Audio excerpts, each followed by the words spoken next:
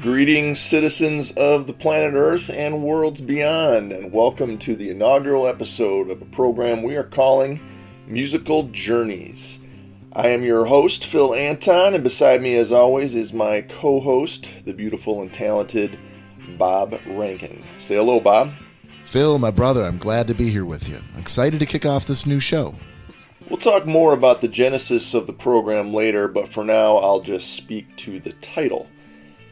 It is based on a scene in the 1988 U2 movie Rattle and Hum when the band is asked what the film is about, and drummer Larry Mullen Jr. states, Sort of a musical journey, really. This quickly becomes the source of great levity for the band as he continues to repeat it a number of times, and it's a fun, lighthearted moment in an often overly serious movie. But that phrase has always stuck in the soul of my brain box.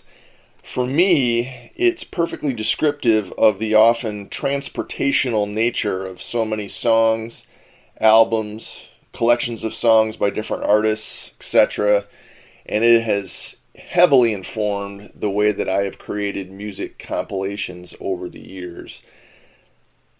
Now, Bob, would you allow me a little time here to give the folks at home some background on what we're trying to do here? You betcha. I think that the occasion of our first episode necessitates us setting the scene, so to speak.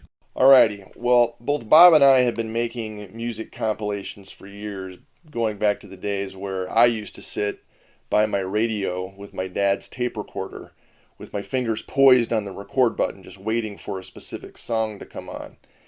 In the 1980s, dual cassette recorders changed the game, eliminating the need to minimize background noise in the room and shush people.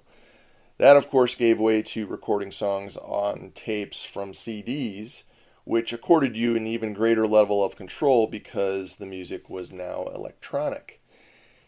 In 1996, there was a seminal moment that occurred as I was living with my friends Brett and Lisa Engel in Denver, and Brett purchased a mixing board, and we both had CD players, and we hooked them up to the mixing board, and that allowed me to begin mixing the end of one tune into the beginning of the next. Now, I had managed to pull off some decently cool transitions in a few circumstances using the one CD player, recording one song at a time by timing things up, but the mixing board represented the dawn of a whole new era, and the MLK Into Where the Streets Have No Name mix kicked off the first compilation I made with that new mixing board toy. In the present day, of course, music mixing software exists that allows you to do all sorts of cool stuff and trod down many musical avenues. Now, why am I telling you all this? Well, the entirety of my music compilation history has always been underpinned by the concept of trying to find the flow. The flow is a concept that much of FM radio has frequently not been able to figure out, with song-to-song transitions that are often somewhat painful for the musical soul to hear. I feel like the flow is essential to all musical journeys, whether it's chord changes within a song, song ordering on an album.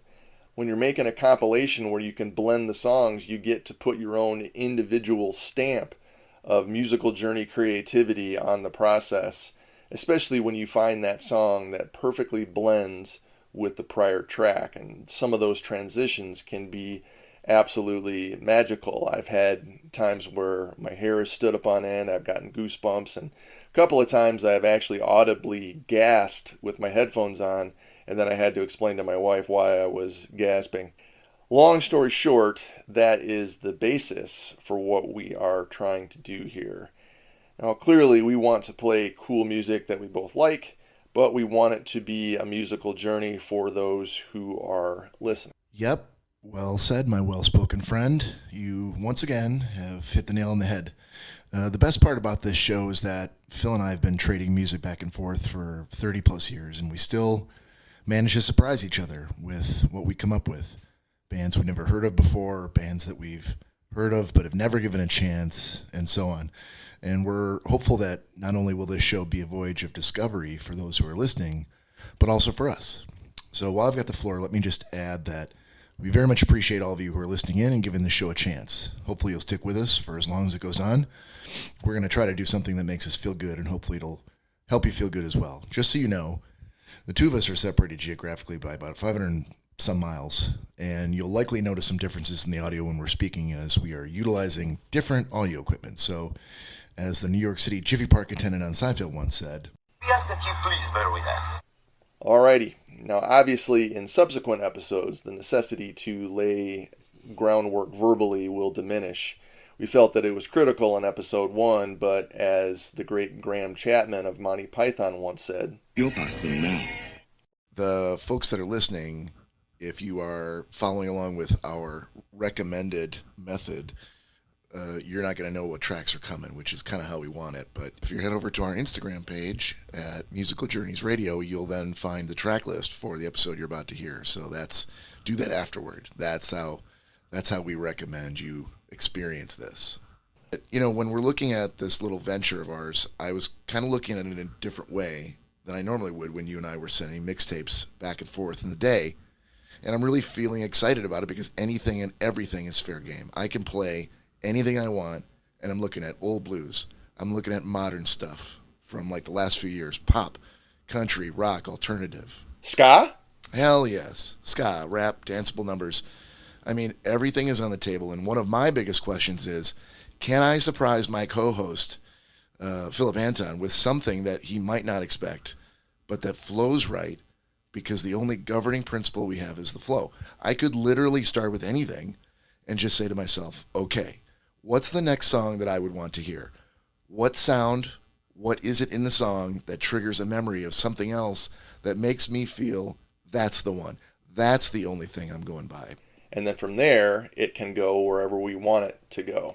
And I think you, borrowing a phrase that you used with great aplomb during episode 1. Hit the nail on the head? Yes, because that's one of the beauties of making a mixtape or a compilation of music or whatever you want to call it, is that when you start, you may have a little idea of, maybe I should start with this particular track because I want to make sure that it's in there. But once you get going and making a mix, the world is basically your oyster. You can put whatever you want to on there. It just depends on what pairs perfectly with that prior track. Yeah. The only other thing I want to say about that first segment is that I was surprised by that Tom Petty track. I had not heard it before, and I thought that I was familiar with most of his work, and I really, really dug it. I ended up adding it to my library, and I assume that that's probably going to happen, if not every episode, then certainly very, very frequently for me.